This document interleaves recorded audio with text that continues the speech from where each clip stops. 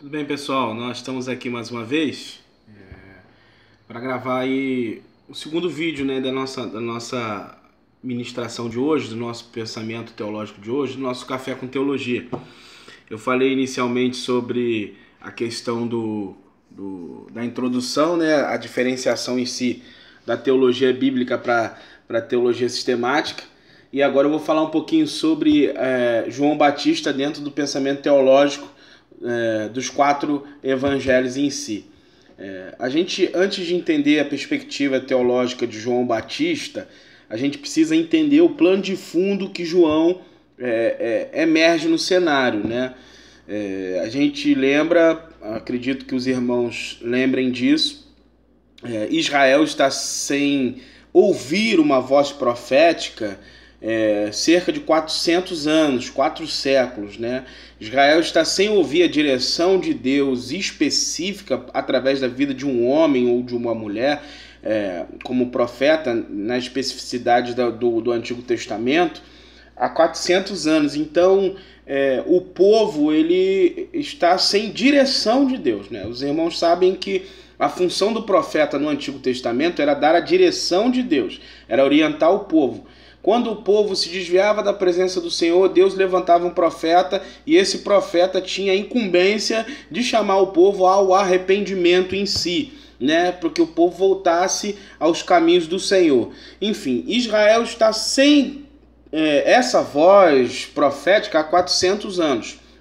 Então, na tentativa de querer interpretar e discernir a vontade de Deus, surgem dois grupos específicos em Israel. Primeiro, são os escribas, que entendem que a interpretação da lei vai discernir qual é a vontade de Deus, né, especificamente, né?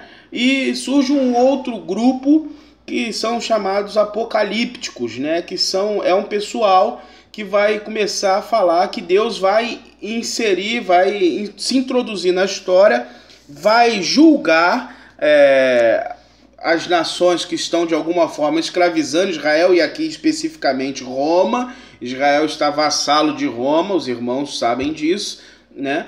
E Deus vai intervir na história e trazer o juízo sobre essa questão, sobre o estabelecimento de fato do reino de Deus sobre essa opressão que Israel está vivendo. O reino de Deus não dentro da perspectiva que nós temos, né? Mas o reino de Deus na perspectiva meio que política, né? De um estadista que vai governar, que vai restaurar o reino davídico, né? Restaurar a glória de Israel dos tempos de Davi.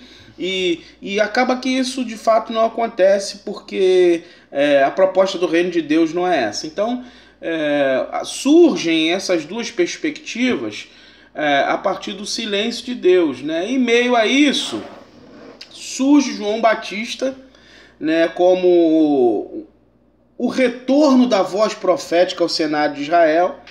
João, ele começa a se desenvolver, né? O texto bíblico de Lucas, capítulo 1, verso de número 80, se não me falha a memória, diz que João vai ao deserto, vai para o deserto, né? E lá João começa a se desenvolver o seu caráter, sua perspectiva, né? E começar a viver de forma simples, né? E aqui o meu entendimento de vida simples, a saída, esse êxodo de João do meio populacional, meio que urbano, para uma perspectiva mais de isolamento, né? É mais no sentido de ter uma vida mais simples para poder ter relacionamento com Deus, né? A ideia de se dedicar às coisas do Senhor, sem luxo, sem de fato como um profeta do Antigo Testamento, dentro daquela perspectiva, né, da dependência de Deus, do relacionamento com Deus. E o João, ele se desenvolve em meio ao deserto, né?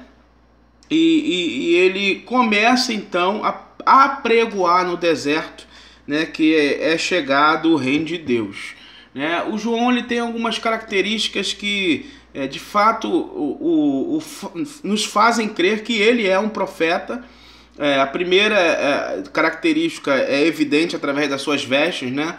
As vestes, suas comidas, a sua alimentação. a gente vê que o Antigo Testamento apresenta Elias se vestindo de pele de camelo. O profeta Zacarias vai falar que profetas se vestiam daquela forma. Então se torna uma característica aí da pessoa do profeta, né? E João se veste dessa forma, acredito que de fato para configurar quem ele era, né? A gente vê também o discurso, né? O discurso de João é um discurso extremamente, vamos dizer assim, balizado com os profetas do Antigo Testamento.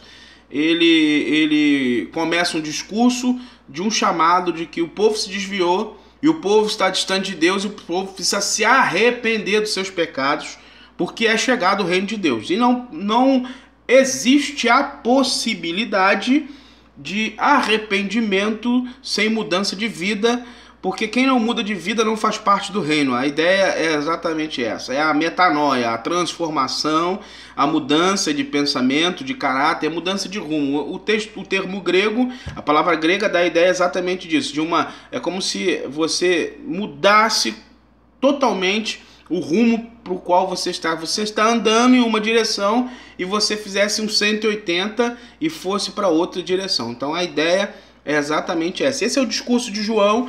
Ele começa a falar, João começa a falar sobre um duplo batismo. Isso aqui é uma coisa que é mal interpretada, né, na teologia de um modo geral. Às vezes alguns irmãos, na sua maioria, né, acreditam que o batismo no Espírito Santo que João fala é um batismo, e o batismo com fogo e o batismo com o Espírito Santo são o mesmo batismo, mas quando a gente lê o texto de Mateus capítulo 3, a gente percebe que João está falando sobre um duplo batismo, mas que na verdade é um batismo com dois elementos.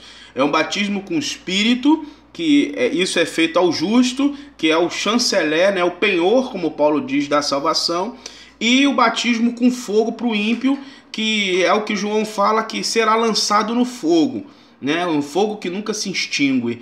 E ali ele está se falando sobre o inferno. Então, o duplo batismo, ou o batismo com dois elementos, é a ideia de que o santo será batizado pelo Senhor Jesus com o Espírito, que é o penhor, e o ímpio, ele será em algum momento lançado no inferno para a condenação. Então, o discurso de João é isso, e o batismo que João apresenta para arrependimento é um batismo que chama o povo ao arrependimento, diferentemente dos ritos judaicos do seu tempo, que eram mais rituais para alimentação, né, para exteriorização de uma religião, do que propriamente dito para um arrependimento, tá bom? E a gente vai parar por aqui e daqui a pouco eu vou postar outro vídeo para que você possa, para que nós possamos dar continuidade aqui à pessoa de João Batista.